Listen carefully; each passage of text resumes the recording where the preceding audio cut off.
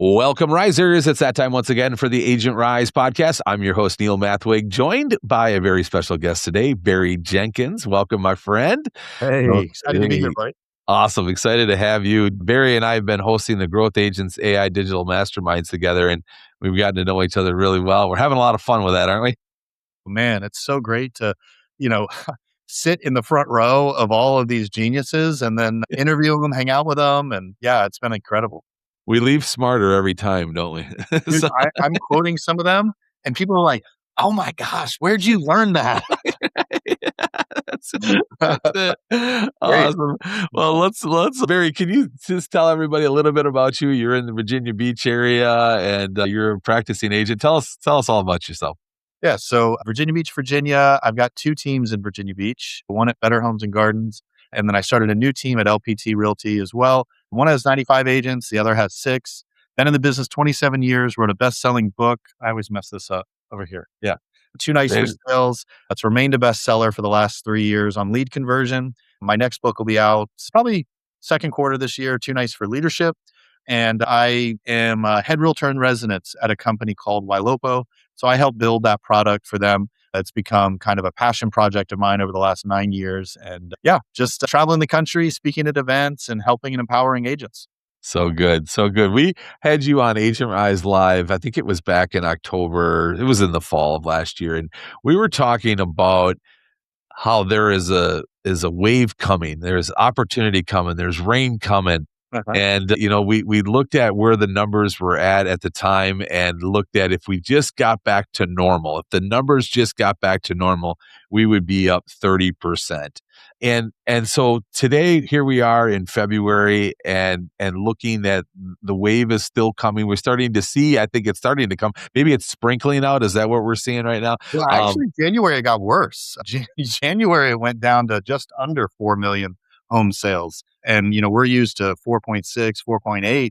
And so January, it actually dipped a little bit further. But see, that's the thing. We needed it. We needed this to get a little bit worse so that the government could come in and support us by lowering the interest rates. That's the thing. If things are great, they're not going to lower rates. Things have to get a little bit challenging. And so in October, I was like, all right, I'm preparing. And so for the last 4 months, that's what I've been doing.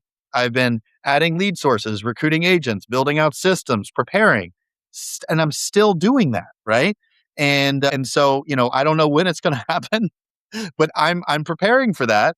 And I do think, I think not this Friday, but the following, no, not this Thursday, but the following Thursday, I think that there's going to be some news within the federal government that's going to impact how our interest rates look. I think inflation numbers are going to come out, bond numbers, and there's going to be a lot of reporting. I think they're delayed by about a week due to the government shutdown. So yeah, I mean there's a legitimate chance the experts are saying that rates could have a 5 in the front of them before the end of March. I mean, don't hold me to that, but Yeah. just that from the news cycle perspective. You think about the news, if that happens and you see it on, NBC, Fox, CNN, mortgage rates have dropped to a new 2-year low of 5%.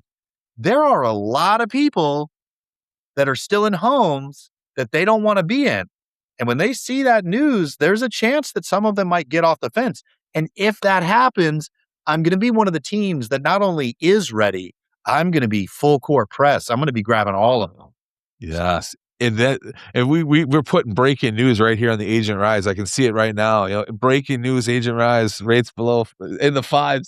Well, what are you doing right now to prepare? Like that is the question of the hour here today. Like you know the wave is coming. You got to maintain these relationships, right?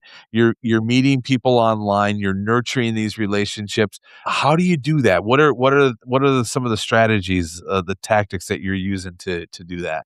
Yeah. Well, we're generating leads. We're generating a lot of leads from Google. And we're using a product through Ylopo that prioritizes inbound phone numbers from Google Ads.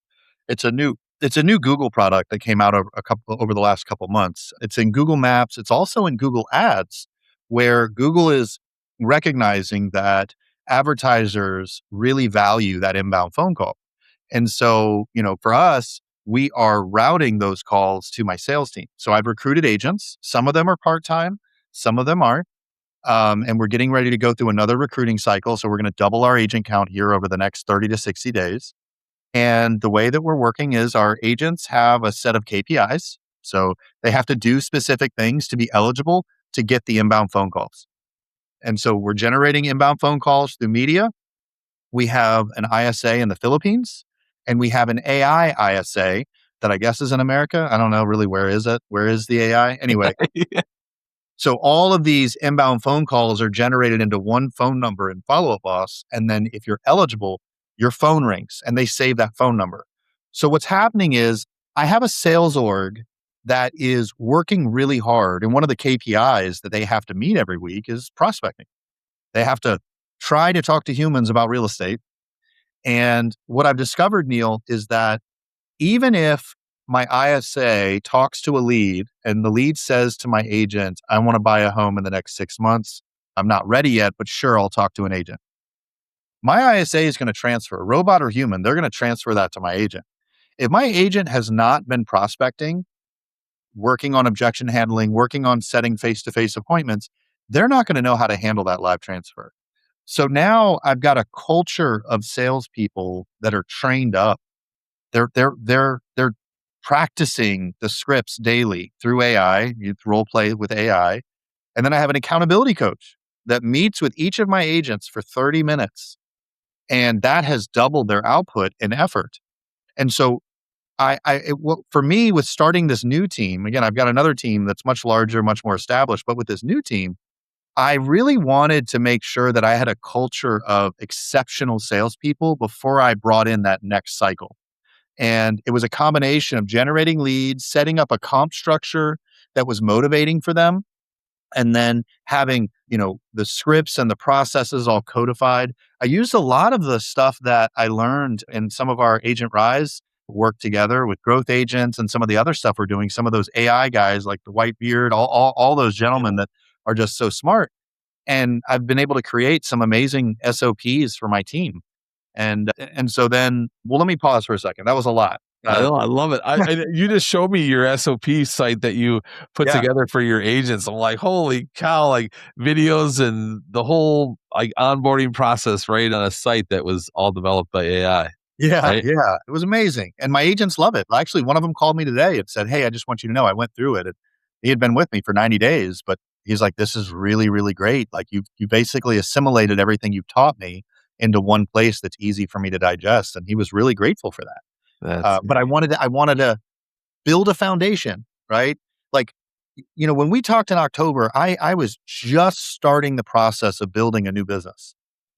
And man, it's hard to build a new business. It really is. Like, I'm used to having a staff of 7 and I'm starting this brand new venture. And, I knew on paper it was going to teach me how to be a better operator, owner operator, that I was going to create a more profitable business as a result of this. I just did not fully appreciate how much work it was going to be. But I can say that the amount of momentum by not giving up day in and day out, working hard, now I've got this well oiled machine. It's not perfect, but some other things that we're doing is we're generating off market listings at scale through a proprietary process. And my agents are listing 2 to 4 properties a month that are off market. And they've been trained with very specific scripts and strategies where they go to the listing appointment, and I'm just going to make up numbers. They're going to say, look, Barry will offer you $200,000 for your house, or we can put it in the MLS for 260, let's say. They're required to give both. Because I think if we only give the one that I'm going to buy the house, it just doesn't I want to put my head on the pillow at night. You know what I mean? yes, yes. And I would say like 3 out of 8 take the low offer because they just want the quick 7-day close. All right. And so what that's done is now like we're listing 3 flips this week that I bought. And the inventory, they're really high quality flips. Like we're doing a really good job. And so my agents are making a huge check off the commission from that. They are required to, hold open houses, and they're generating a ton of buyers off of that. And what's happening is it's kind of like creating our own bait within our organization. And I've got another 3 that I'm working on. So 3, we're listing 3, got another 3 that we're working on. And it's just going to be this cycle of opportunity for my whole sales org. And so, and the margin off of the flips outpaces anything that I've done on the commission side. I mean, because with 5 agents, it's not easy in a market where the average sales price is 350,000. It's not easy to net $100,000. Well, it is with a flip. So what's happening is my business very quickly is becoming incredibly profitable, all because I'm leveraging the systems and the people all within my sales org. And so it's this layered approach where, everyone is benefiting from everything that I'm doing. The accountability coach is also a mortgage loan originator. And so, there's just so much overlap the way that this is all woven together. And it's really exciting to see how quickly your business can become profitable if you partner with the right people, you have great leads, discipline. We meet with the team every week. So they have 2 meetings a week, one with the accountability coach and one with me. So yeah, it's exciting, dude. That's great. And in this business right now in the market, like the buyers are taking forever to decide, right? The more inventory gives them more choices. Interest rates, they're still waiting for them to turn. And some of them you've got to maintain relationships for 6 months to a year or even longer. And you've really done a great job with your agents of asking the right questions that actually serve them. And I just saw some of the videos in the SOP where you're just how you're teaching the agents to ask questions and to solve problems. Can you elaborate a little bit on that? Yeah. So, we are selling a lot of houses. It's the scripts are working, the lead sources are working, the flips are working. But there's way more conversations that we're having that where people are like, look, I don't want to buy until the summer because I'm retiring or I'm relocating due to a job issue. I don't know, whatever the circumstance is. And so we use a platform called Mathweg that where every Monday my agent or my admin goes into Mathweg, clicks a button. All of the leads that are out of compliance, they get a text message, an email, and the lead is put in a smart list that says out of compliance inside of Follow Up Boss. I'll give you an example. If the lead calls my agent back and says, and my agent doesn't answer, well, within 2 hours, if they don't call him back, the lead's out of compliance. Hot, warm, and cold leads. To your point, there's a lot of people that are buying in 4 to 6 months. Those are warm or maybe even cold. Well, we require that our agents talk, and I'm doing air quotes when I say require, the lead for them to talk to the lead. If they think the lead is buying a home in the next 3 to 6 months, they need to have some form of communication with them every 21 days.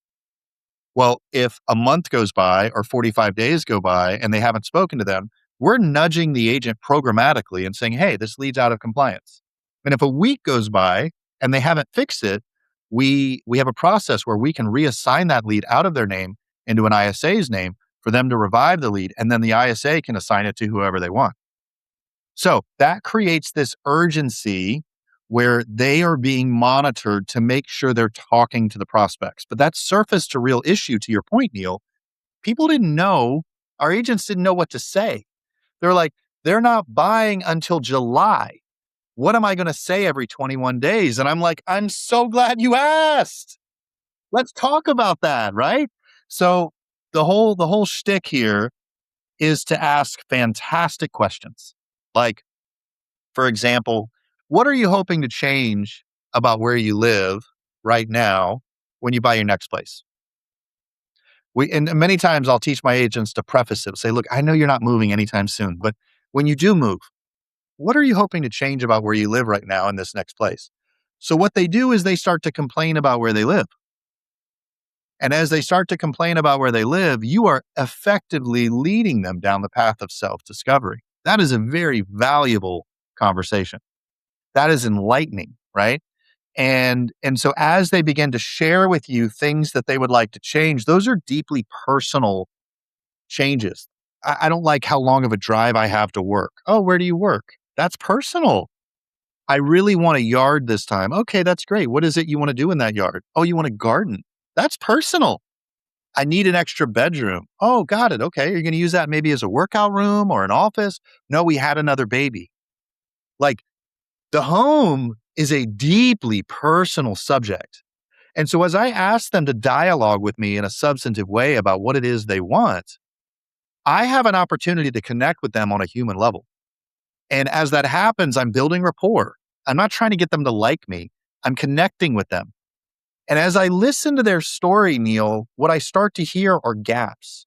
They could be informational gaps, right? Maybe they don't know what to do, or maybe they've learned something incorrectly. Maybe it's the wrong thing that they've learned, right? Maybe it's emotional. Maybe they're just overwhelmed or uninformed and afraid. There's just all kinds of ways that as I'm listening to them, I can dive into their story and say, it sounds like you're not ready yet. And they always love that. That's a phrase. You guys file that away. They love to hear you say, sounds like you're not ready yet. And as they affirm you and say, yeah, I'm not ready yet. Well, then that's when we can say to them, okay, perfect. I happen to specialize in working with people that aren't ready. I'm so glad that I get to talk to you right now. And that's when we close. What we do with our clients that aren't ready is we set up a time to meet. This is one of the largest financial transactions of your life. It deserves careful consideration and wise planning. I like to do these appointments Wednesday afternoons or Saturday mornings, what works best for you. And then we just be quiet. What we found is overwhelmingly, when we get that face-to-face appointment, we always have a lender either call in or stop by that appointment. That lender brings all the excitement about buying or moving and the value and the wisdom in getting approved. Overwhelmingly, people that get approved at that appointment are buying a home within 90 days. And it's not because we rushed them, it's because we're solving a problem for them. And what agents are doing at scale across the country is they're calling these leads, and the leads are saying, I'm waiting in 6 months to buy. And we always say the same stuff. No problem. I'll send you an email. I don't want to rush you. No value, no dedication, no uncomfortable conversations that empower them with clarity. And meanwhile, I'm like literally building my business off of this aggressively supportive and helpful real estate training. And it works. And the best part about it is there are way more consumers that aren't ready than there are consumers that are. We talk about Zillow. Last report I read, Zillow only has 7% of the market with their Zillow Preferred program. 7%. That means there's 93% of the rest of the market that we have access to that we can still crush it regardless of where we are or what's going on in the market. Barry, I love this, man. I don't want you to stop. Oh, it's Well, I good. mean, actually, I can talk about sellers. So, because that was Yeah. the whole story of buyers. What we're doing with sellers, same talking point. I'm sure you're not ready to sell anytime soon. And they're like, yeah, great. I love that so much. And then we say to them, I happen to specialize in working with people that aren't ready. And I can't help you the same way I could if you were ready. And the reason for that, Mr. Smith, is we have found that homeowners waste a lot of money fixing up their house, getting it ready to sell. And most of the things that they do to the home, the Saturday afternoon projects, all the Home Depot runs, they do not get you a return on investment. My job is to meet with you before you're ready to sell. I look at your home like a buyer would, and I hopefully shorten in a significant way the list of things that you need to fix. I can't do this when you're ready because by that point, you've already done all the work and spent all the money. I have to do this when you're not ready. I need like 15 to 20 minutes. I can do it Wednesday afternoon or Saturday mornings, what works best for you.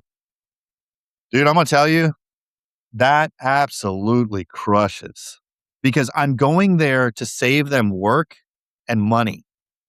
And I have to do it when they're not ready. And it honestly is really good advice.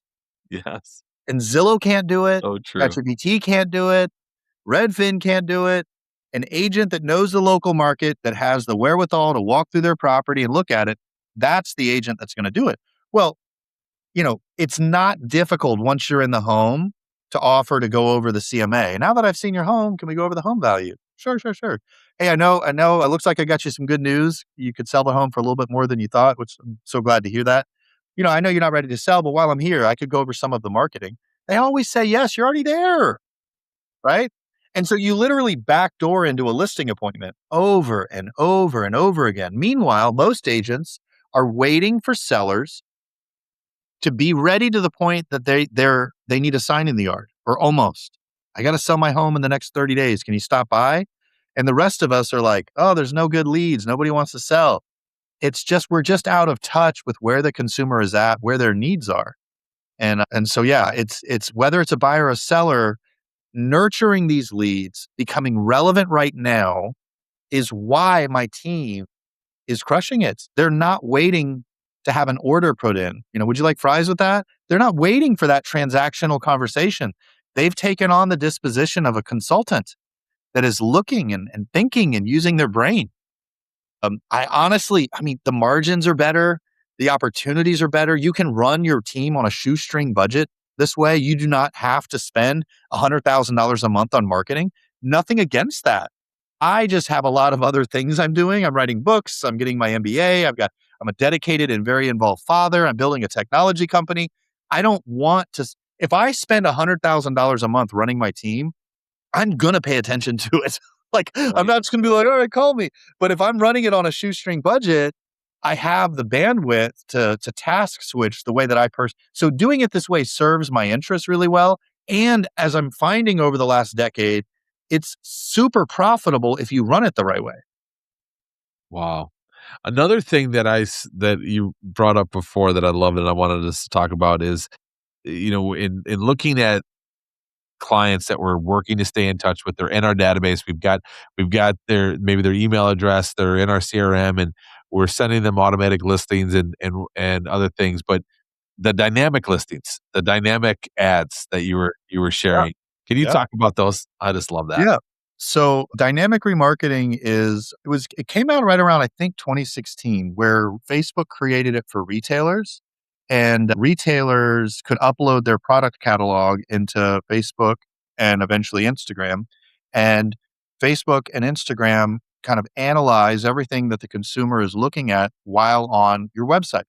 So every morning, Wailopo, Boomtown, Lofty, Sierra Interactive, I think that's it, uploads your MLS into a product catalog. And then when the consumer is on your website, and let's say they're looking originally for a 4-bedroom, 2-bath for 500, and then the next day they switch to a 5-bedroom, 3-bath for 1 million on the other side of town, that change of search criteria on your website then basically informs the Facebook ad to go into the product catalog that was uploaded, which is your MLS, find all the $1 million 5-bedroom, 3-bath homes, push it into your newsfeed.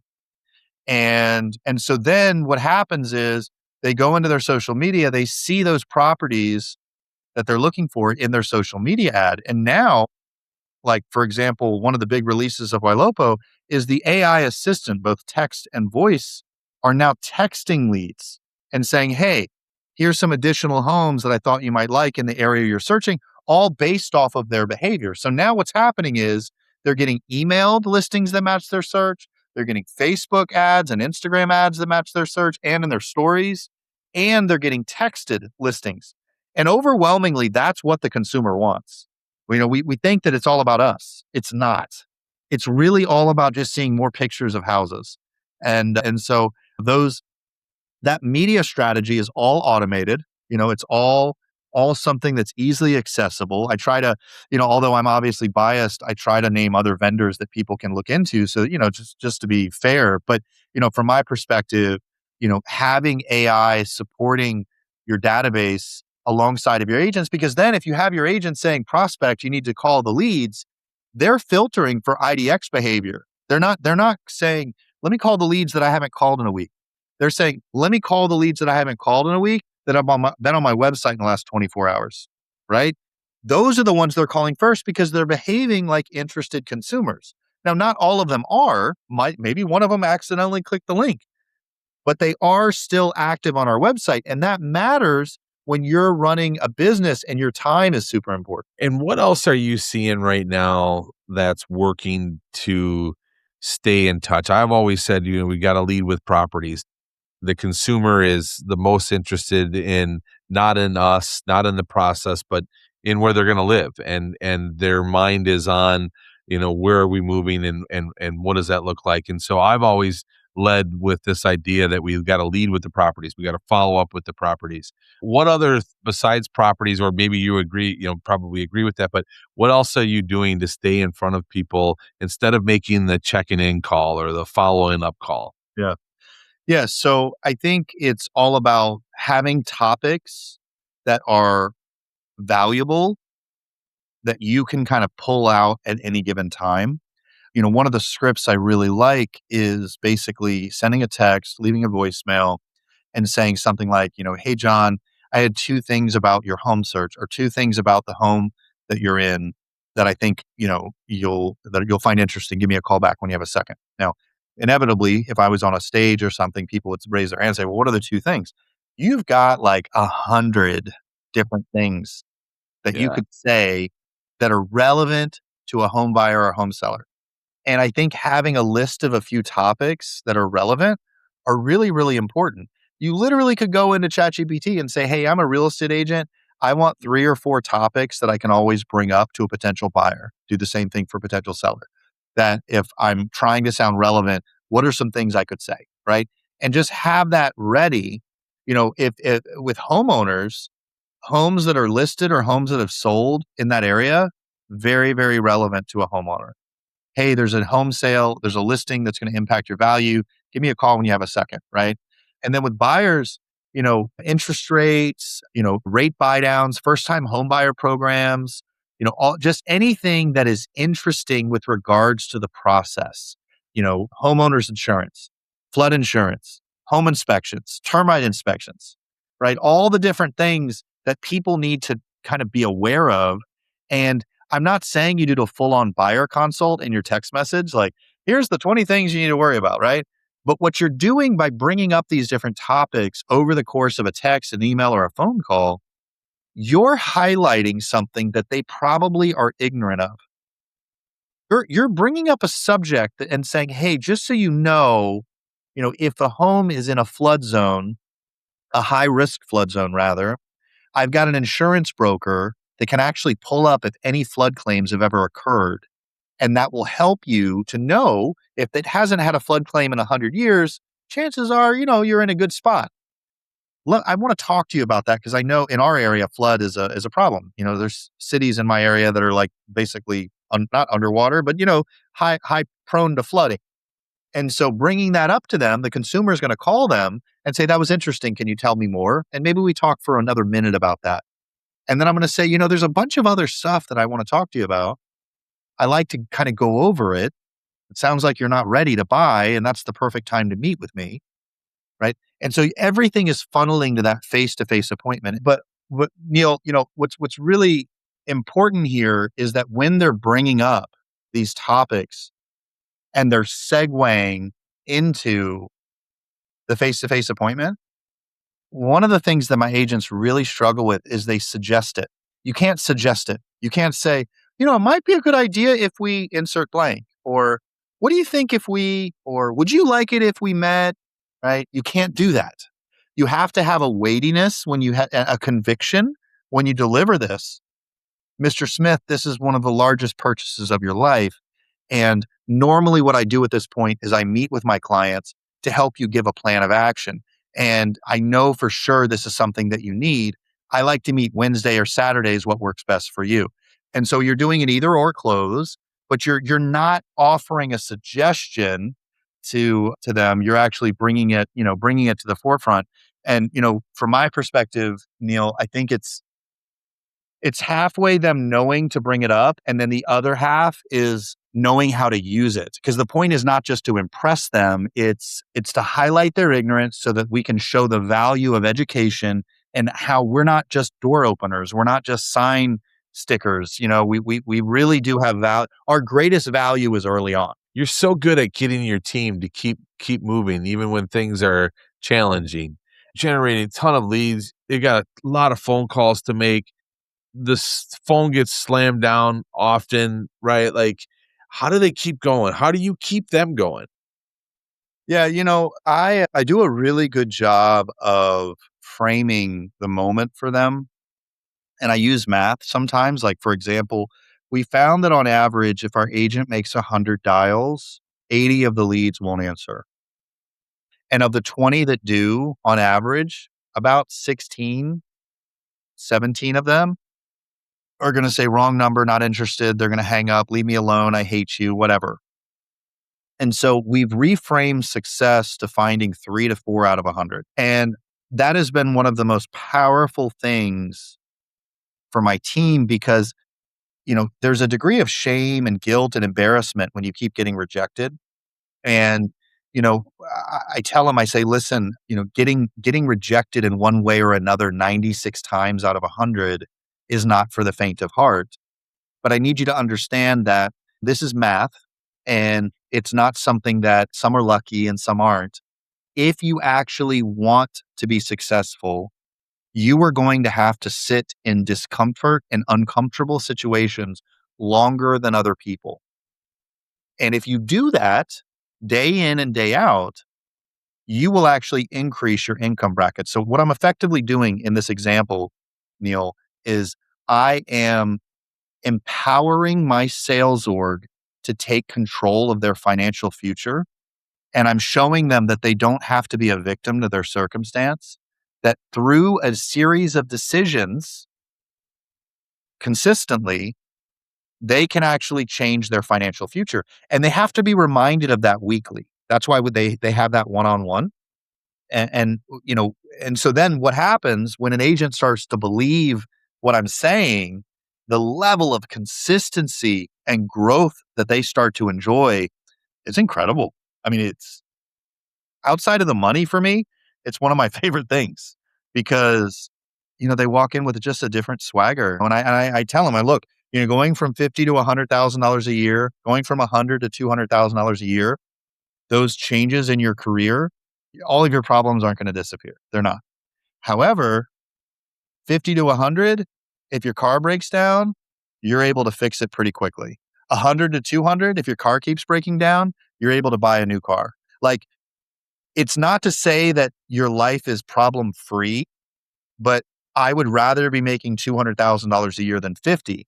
And because of the career choice they made and the team that they happen to be on, they are empowered to sit in discomfort and make as much as they want. So I'm effectively like giving them the keys to their financial future and asking them, do they really want it? We also ask them to set goals. I don't need everybody to be a top performer.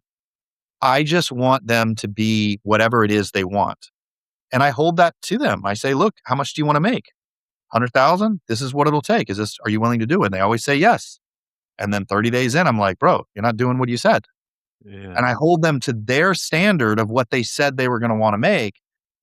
And I would say 7 out of 10 normally level up in some capacity. I'm not 100% just because not everybody's ready for success, but the level of clarity that they enjoy. I mean, I've had people actually say to me, I don't think I want it that bad. I think I need to bow out. And I'm like, okay, yeah, but don't blame the industry and don't blame me. You know what I mean? Like, you Right. chose that. Yeah. So just giving them that clarity that I think they need. Oh, that's so good. So good. We got time for one more question here, and I wanted to talk to the agent that is hopeless right now. You just kind of feel like you're spinning the wheels and it feels a little hopeless. What would you do in this market to stay focused? Because the good times are coming. We know they're right around the corner. What do you do to keep going right now and stay on that train? Yeah. Well, I meandered through 2008 to 2011. Those were some really difficult years for me. And, I think that if you can make it, if you can continue to cover your expenses by, maybe working side jobs and things like that, that's what I did. And I survived. And then when the market changed, I took full advantage of it and never looked back. The Sure. year of 2011, I'm still benefiting financially from the decisions that I made in 2011 today. Yes. So what I would do, I would probably hold an open house 5 days a week. I would call agent friends that have just great listings in great areas, and I would hold as many open houses as possible. I would hope for 2 visitors per open house. That's 10 visitors a week. That's 40 a month. All 40, I would play it cool. I wouldn't push them when they come in the door and try to get them as a client, but I would require them to register. I would get their name, email, and phone number. I would send them listings that I create similar to the home that they walked in on. The 40 a month, I would expect that about 15% of them would click on the listings that I send. So that's about 6 people out of 40 a month. I would call the 6 out of 40 and just basically just talk to them, say, hey, we met at 123 Smith Street open house. I know that wasn't right for you. Just collecting feedback from the seller. What stood out? What didn't you like? Over the course of the conversation, I would surface what their long-term buying or selling needs are, and I would find a way in hearing their story how to be relevant today. After 3 months, I would have 18 people that I have a relationship with that I was actually talking to about their home search, that I've taken to coffee and I've met face to face. That's out of 120, 16 out of 120. 16 out of those 16, I would probably close 4. That's what I would do. There's the roadmap, man. I love it. I love it. I was thinking you're going to say, just keep going, but no, that's the roadmap, man. I love it. I wouldn't expect anything different, Barry. Appreciate that. Yeah, my pleasure, Neil. That's so good, buddy. That's so good. Barry, where can everybody find you at? Instagram seems to be the place that most people are finding me these days. Real Barry Jenkins, RealBarry Jenkins. And just anytime you guys have questions, shoot me a message or, hang out with Neil and I at some of the exciting Agent Rise. Yeah, come on down to the summit. Barry's going to be at the summit this year. We haven't really even made that announcement yet, but we're going to do it right now. We're going to do it right now. That's great. And you get your book on Amazon, right? Yes. Yeah, you can get it on Amazon. Yep. You'll get the next one on Amazon as well. Too Nice for Sales. And then Too Nice for Leadership is coming out in 2026. We'll have you back on the podcast when that comes out as well. But that's exciting, buddy. Appreciate you. Thanks again for being here, my friend. Appreciate you. Thanks so much for listening to the Agent Rise podcast. Hope you have a great day. And like always, remember to be the reason somebody smiles today.